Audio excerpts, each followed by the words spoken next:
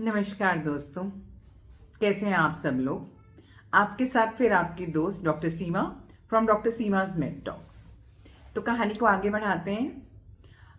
पिछले वीडियो में आपके साथ डिस्कस किया था हाइपोथायरॉयडिज्म क्यों होता है, क्यों उससे वेट गेन ज़्यादा होता है और उससे जो हुआ वेट गेन है उसको लूज करना भी थोड़ा सा ज़्यादा मुश्किल होता है नॉर्मली वेट लूज करने के कंपैरिजन में। Although I would say that weight loss is really a very difficult task. It is not that easy said and done, but practically it is very difficult. I do agree कि weight loss needs a lot of discipline and dedication, but in spite of that fact, it's not that easy. And in hypothyroidism, it becomes more difficult, है ना। तो hypothyroidism के मरीजों में weight loss करना और ज़्यादा मुश्किल हो जाता है and it really becomes frustrating. तो आज आपके साथ कुछ टिप्स डिस्कस करती हूँ जिसमें कि जनरली भी वेट लॉस के टिप्स हो जाएंगे और हाइपोथायरॉयडिज्म में भी वेट लॉस के टिप्स हैं ये। तो मूविंग ऑन नाउ, है ना, अपने टाइम को ना गवाते हुए वीडियो को आगे बढ़ाते हैं।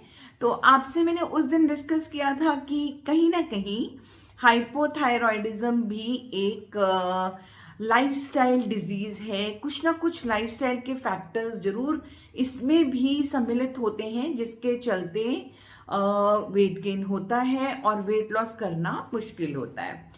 तो लाइफस्टाइल डिजीज है तो इसका जवाब भी लाइफस्टाइल को ही ठीक करना है, राइट। तो लाइफस्टाइल को कैसे ठीक करें, तो सबसे पहले आपकी आ जाती किसी भी चीज़ में कहीं पर भी वेट लॉस करना है, चाहे वो आपकी डाइट चाहे वो आपका जनरली वेट गेन हुआ है, चाहे थायराइड के चलते हुआ है, सबसे पहली चीज़ है आपका डाइट। तो डाइट में क्या क्या चेंजेस लाएंगे जिसके चलते which will help you in losing your weight. तो first and foremost thing is your diet. तो अगर मैं कहूँ कि balance diet is very important for a thyroid patient to reduce weight, will you agree with me. तो अब आगे आने वाले वीडियो में मैं आपको एविडेंसेस दिखाती हूँ या बताती हूँ जो ये बताएंगे कि yes, balance diet is the key to success generally also and in hypothyroid patients also. Now what do you mean by balance diet. Balance diet से आप क्या समझते हैं? बैलेंस डाइट से है कि आपका 40 से 45% कार्बोहाइड्रेट हो गया, 25 से 30% फैट हो गया और वही 20 से 25% आपका प्रोटीन हो गया डाइट में। तो this is actually a balance diet and this should be followed. खाने के साथ साथ एक खाने का समय निर्धारित करना बहुत जरूरी है। वही खाना जो आपने समय से खाया है, यानी कि शाम को 7 बजे से पहले पहले खा लिया है, या उसी तरीके का खाना जो रात को 10 बजे या 11 बजे खाया जा रहा है, दोनों का बहुत ही ज़्यादा अलग ही आपकी बॉडी पे एक्शंस और रिएक्शंस होते हैं।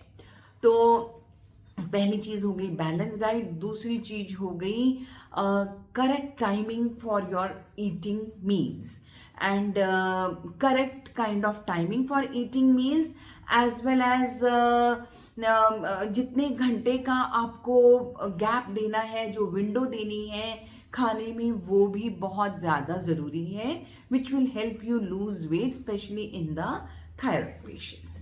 तो डाइट में क्या, सबसे पहली चीज़ है इन्फ्लेमेटरी फूड्स जो हैं उनको कर्टेल कीजिए। तो अब सवाल उठता है कि इन्फ्लेमेटरी फूड्स क्या हैं। तो आपका sugar, white sugar, white rice, white flour, all these are inflammatory foods. तो अगर आप वाइट शुगर को कम कर देते हैं अपनी डाइट में, आप वाइट फ्लावर यानी कि मैदा को कम कर देते हैं अपनी डाइट में, वाइट राइस की जगह आप अगर ब्राउन राइस का सेवन ज़्यादा करते हैं, तो these things are really going to help you out in losing weight, है ना। पहली चीज़ ये हुई। दूसरी चीज क्या हुई, अब अगर मैंने बात करी कि ये इन्फ्लेमेटरी फूड्स हैं, तो इसके साथ साथ ही मैं आपको बताऊंगी now what are the anti-inflammatory foods which should be taken in your diet.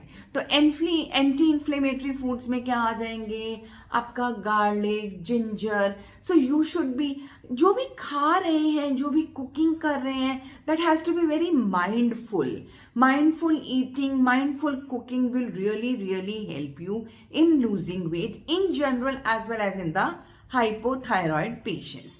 तो माइंडफुल कुकिंग में क्या है, आप जब भी खाना बनाते हैं कोशिश करके जिंजर और गार्लिक जरूर अपने खाने में डालिए. कुछ इंपॉर्टेंट हर्ब्स हैं जिनका सेवन करना जरूरी है. दालचीनी यूज कीजिए, आप जिंजर गार्लिक पेस्ट यूज कीजिए, आप हल्दी का सेवन कीजिए. अभी आजकल क्या है ना, यू विल सी सारी ऑर्थोपेडिक्स की या दूसरी प्रिस्क्रिप्शंस में टैबलेट कर्क्यूमिन या ये सब लिखा हुआ है. तो कर्क्यूमिन इज अ हल्दी, योर हल्दी is a great source of curcumin. तो आप हल्दी का सेवन करें अपने खाने में, अपनी सब्जियों में, हल्दी वाला दूध, ये सब चीजों का सेवन करें rather than taking supplements in, tablets in the form of supplements. rather than going in for that, आप अपने खाने में हल्दी सम्मिलित कीजिए and this is going to really help you out. तो अदरक, लहसुन, हल्दी और हर्ब्स हो गए, दालचीनी हो गई, ये सारी चीजों का अगर आप सेवन करेंगे तो this will really help you in losing wait. दूसरी चीज, दो बातें हो गई anti inflammatory food. Try going for the gluten free diet, यानी कि आटे का सेवन, व्हीट का सेवन थोड़ा कम करें. आप एक मिक्स आटा ले सकते हैं, जैसे अभी आजकल सर्दियां हैं तो आप ज्वार बाजरे का आटा ऐड कर सकते हैं, आप उसमें कुछ सत्तू का आटा ऐड कर सकते हैं. तो आप ये कुछ परम्यूटेशन कॉम्बिनेशंस करके आटे का सेवन करेंगे तो this will really help you out. तो थोड़ी सी diet gluten free, specially for the thyroid patients, hypothyroid के मरीजों के लिए कोशिश करके थोड़ा सा ग्लूटेन फ्री डाइट आप लें तो this will really help you out. फिर उसके अलावा अगर आप सोया फ्री डाइट लेते हैं तो ये भी आपकी बहुत हद तक मदद करेगा. चीनी कम खाएंगे तो ये भी आपकी बहुत मदद करेगा. आप प्रीबायोटिक्स और प्रोबायोटिक्स को अपनी डाइट में ज्यादा बढ़ाएं. ठीक है, तो प्रीबायोटिक्स एंड प्रोबायोटिक्स से मेरा मतलब क्या हुआ कि आप कर्ड, योगर्ट, इन सब चीज़ों का सेवन करें. आप अपनी डाइट में इडली डोसा का सेवन करें.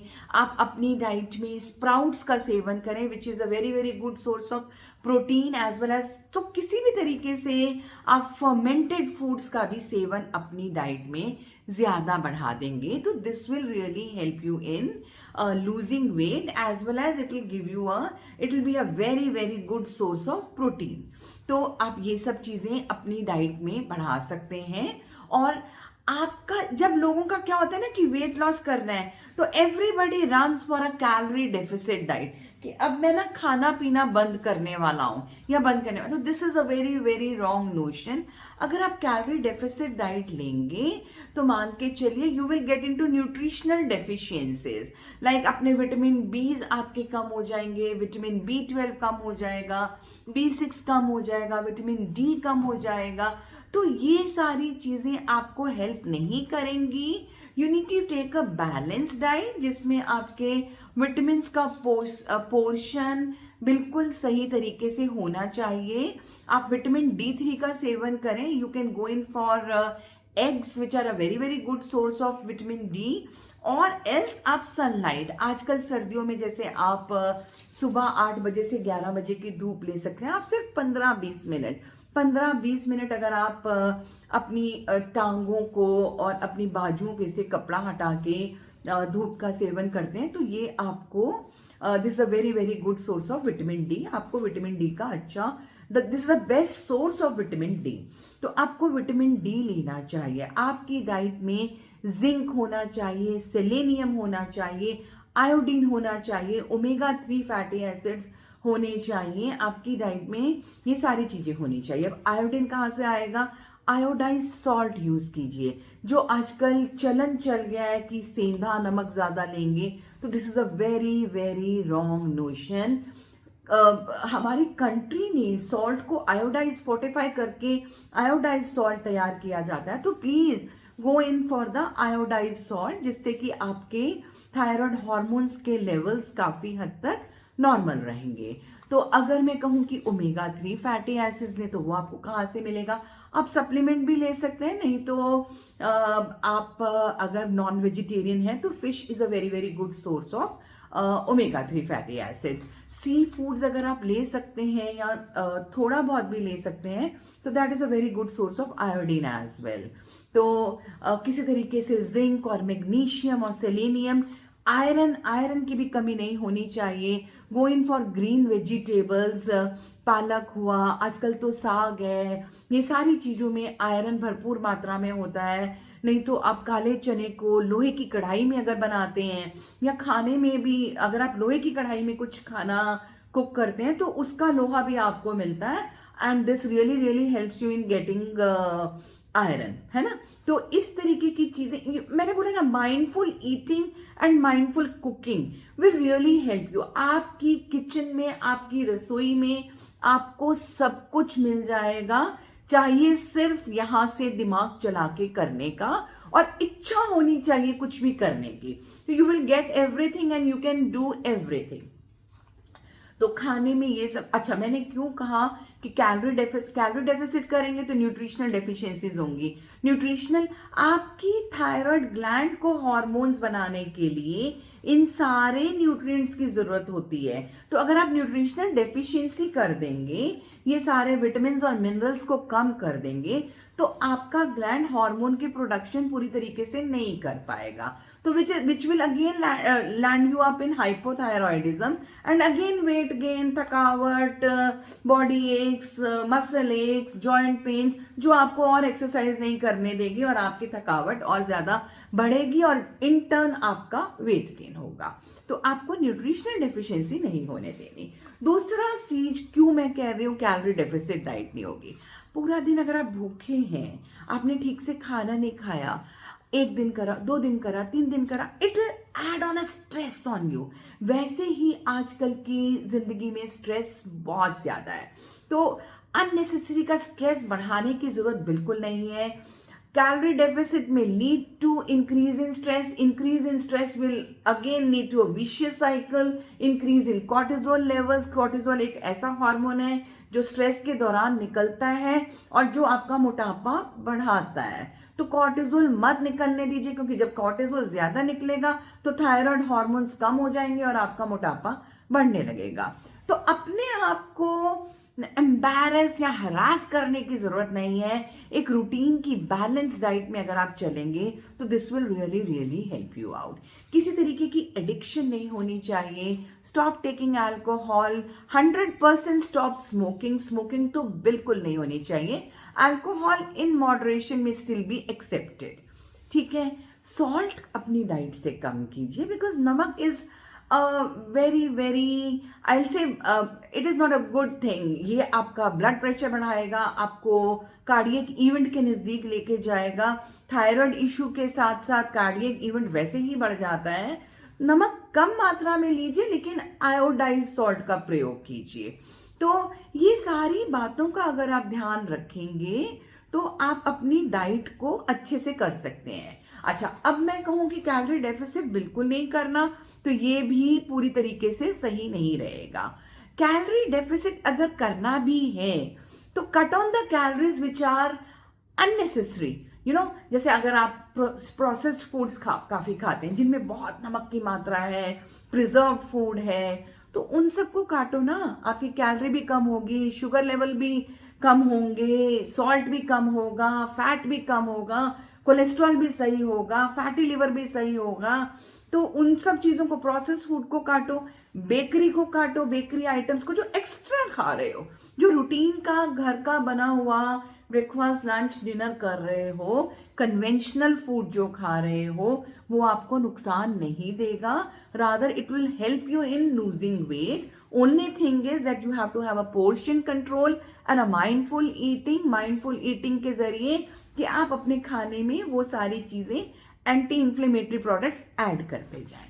थायराइड के मरीजों के लिए एक चीज है, कि जो क्रूसीफेरस वेजिटेबल्स हैं जैसे कि बंद गोभी, फूल गोभी, ब्रोकली, इन सबको आप कच्चा नहीं खाएं, रॉ फॉर्म में मत खाएं। अगर आप इनको पका के हफ्ते में 1 या 2 बार खाते हैं तो this is not going to bring any bad effects on you, because ये जो सब्जियां हैं ये गोइट्रोजेनिक हैं, ये थायराइड के पेशेंट्स को थोड़ी सी कम मात्रा में लेनी चाहिए, लेकिन रॉ बिल्कुल नहीं लेनी चाहिए। डेयरी प्रोडक्ट को भी आप लो कोलेस्ट्रॉल वाली, लो फैट वाली डेयरी पर अगर रहते हैं तो this will really really help you out.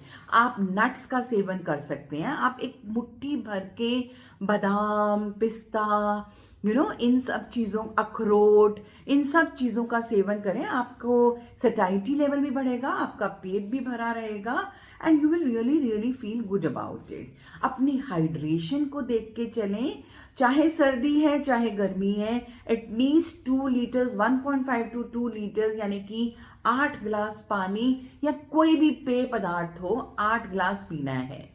कोई भी पेय पदार्थ से कैफीन इसमें ऐड नहीं होगी, बिकॉज वो तो आपको और ज्यादा डिहाइड्रेट करती है। तो I am not adding tea और coffee in it. Tea and coffee को आप दिन में अगर सुबह शाम लेते हैं तो that is perfectly fine, do not go beyond that. तो ये हुई बात कहीं ना कहीं आपकी डाइट की। अब आते हैं, बात करते हैं आपकी एक्सरसाइज शेड्यूल की। अगर मैं एक्सरसाइज की बात करूं तो अब एक्सरसाइज का मतलब ये नहीं है कि आज डॉक्टर सीमा ने बोला तो आज तो जबरदस्त आज ही जिम ज्वाइन कर ली या कुछ कर लिया, नो नॉट एट ऑल। आप एक्सरसाइज कीजिए, बहुत मॉडरेट इंटेंसिटी की एक्सरसाइज कीजिए। Any kind of aerobic exercise is going to help you in lose weight or else toning up your muscles, and it will increase your insulin sensitivity। आपके insulin resistance को कम करती है exercise, आपकी body insulin को utilise ज्यादा करती है। आपके मसल्स, आपके फैट टिश्यूज, शुगर को इंसुलिन यूटिलाइज होगी तो आपके मसल्स और आपके फैट में ग्लूकोज जाएगा, आपके एनर्जी लेवल्स बढ़ेंगे। एनर्जी लेवल्स बढ़ेंगे, you will become more happy, दिल से भी खुश होंगे और एक्सरसाइज ज्यादा कर सकेंगे। और so that is really really going to help you. Insulin resistance सही होगा, आपका फैटी लिवर सही हो जाएगा उससे एक्सरसाइज करेंगे तो। और फैटी लिवर सही होने से आपके थायराइड हॉर्मोन्स ज्यादा बनने लगेंगे, बिकॉज आपकी बॉडी में थायराइड ग्लैंड क्या बनाता है, T4 बनाता है। T4 is the inactive form of the hormone. T4 gets converted to T3 और T3 की कन्वर्जन कहाँ पे होती है, लिवर में होती है। अगर आपका लिवर फैटी रहेगा तो T4 से T3 की कन्वर्जन नहीं होगी, T4 से T3 की कन्वर्जन नहीं होगी तो आप फिर हाइपोथायरॉयडिज्म में जाएंगे, फिर आपका वेट गेन होगा। तो आपको अपनी एक्सरसाइज करनी जरूरी है सो दैट आपका इंसुलिन सेंसिटिविटी बढ़ जाए, इंसुलिन रेजिस्टेंस घट जाए। तो उससे आपकी जो फीमेल्स हैं जिनको हार्मोनल इम्बैलेंस है, जो पीसीओडी के मरीज हैं, उससे भी बहुत फायदा होगा, क्योंकि पीसीओडी का भी जो मदर कॉज है, जो रूट कॉज है, that is again insulin resistance. Fatty liver में इंसुलिन रेजिस्टेंस, डायबिटीज में इंसुलिन रेजिस्टेंस। तो आप एक चीज करके 3 या 4 बीमारियों से बच रहे हैं। एक्सरसाइज करके कुछ अच्छे हार्मोन्स आपकी बॉडी में सिक्रीट होते हैं जो आपके एंजाइटी, डिप्रेशन, स्ट्रेस उन लेवल्स को कम कर देते हैं। क्योंकि आपको क्या बताया था, हाइपोथायरॉयड में आपका एंजाइटी, डिप्रेशन और स्ट्रेस लेवल्स बढ़ जाते हैं, जिससे कि कॉर्टिजोल की मात्रा ज्यादा बढ़ती है और कॉर्टिजोल आपका वेट गेन कराता है। तो जब आप एक्सरसाइज करेंगे, जब आपका एंजाइटी, डिप्रेशन, स्ट्रेस कम होगा तो obviously it will help you in lose weight. तो आपको अपना किसी भी तरीके से कोई भी एक्सरसाइज करनी है, लेकिन थायराइड के मरीजों में हाई इंटेंसिटी एक्सरसाइज नहीं करनी। आप एक मॉडरेट इंटेंसिटी एक्सरसाइज करें, may it be in the form of walking है, आप वॉक करते हैं, आप स्विमिंग करते हैं, आप साइकिलिंग करते हैं, आप योगा करते हैं। योगा इज वेरी गुड, आपके माइंड को भी शांति मिलती है, आपको अच्छे हार्मोन्स भी सिक्रीट होते हैं, आपकी बॉडी की में ब्लड की सर्कुलेशन भी बढ़ जाती है। तो yoga is a real good exercise, जिससे कि आपका कहीं ना कहीं वेट लॉस या toning up of the muscles में बहुत हेल्प होती है। फिर तीसरी चीज हो जाती है आपकी नींद। मान के चलिए आपकी नींद is the very very important thing which helps you lose weight and helps to improve your hormonal imbalance. तो सोना कैसे चाहिए? सोना आपको कम से कम 7 से 8 घंटे की रात की नींद लेनी चाहिए। मैं बार बार एक चीज बोलती हूँ, रात की नींद लेनी है। बिल्कुल नहीं कि सुबह 3 बजे सो गए, 4 बजे सो गए, 2 बजे सो गए, हमने तो जी 8 घंटे की नींद ले ली। No, you have confuse your body throughout कि भाई किस समय जौन सा हार्मोन निकलना है वो निकल ही नहीं पा रहा। भाई किस समय निकले? जो चीज सुबह 4 बजे जो हार्मोन सिक्रीट होगा, अब वो कब सिक्रीट हो? Your body is badly confuse and उसका रिजल्ट क्या है? As a result you tend to gain weight, your body becomes more inflammatory body, जो आपके लिए कतई अच्छी नहीं है। And that is the reason जो आजकल हो रहा है कि यंगस्टर्स को सडन हार्ट अटैक क्यों आ गया, यंगस्टर्स का बीपी क्यों बढ़ रहा है, यंगस्टर्स के कोलेस्ट्रॉल लेवल्स क्यों इतने बढ़े हुए हैं? क्योंकि आपने सर्केडियन रिदम को हिला दिया। You have to move as per the nature. जो आपकी शरीर की बायोलॉजिकल क्लॉक है, you have to move according to it. आप अपने हिसाब से नहीं चल सकते, आपको उसके हिसाब से चलना है। तो आपको नींद अच्छी चाहिए, और नींद अच्छी के लिए सोने से 1 घंटा पहले all screen time should be closed, all the lights should be closed, अंधेरा होना चाहिए, so that your body naturally secretes a good amount of melatonin which helps in sleeping। और else आप एक काम और कर सकते हैं, रात को सोने से पहले आप थोड़ा सा दूध पिएंगे। मिल्क में बहुत अच्छा मेलाटोनिन होता है। आपको बाहर से दवाई लेने की बिल्कुल भी जरूरत नहीं है। अगर आप अच्छी नींद सोएंगे, वेट लॉस होगा, आपका बीपी ठीक हो जाएगा, आपके कोलेस्ट्रॉल लेवल्स बेटर हो जाएंगे, आपके शुगर लेवल्स भी मेंटेन हो जाएंगे। आप मान के चलिए एक अच्छी नींद बहुत ही ज़रूरी है आपकी बॉडी के पॉजिटिव वर्क के लिए। तो आपको सोना बहुत ज़रूरी है ना? तो आपने एक्सरसाइज भी कर ली, आपकी स्लीप भी हो गई, आपकी स्ट्रेस का भी ठीक हो गया, न्यूट्रिशनल डेफिसिट्स नहीं होने देनी। You have to take a balance diet. धीरे धीरे करके कैलोरीज को कम कर सकते हैं, वो मैंने आपको बताया कि कौन सी चीज़ें कट करनी चाहिए और किन चीज़ों पे ज़्यादा प्रभाव डालना चाहिए।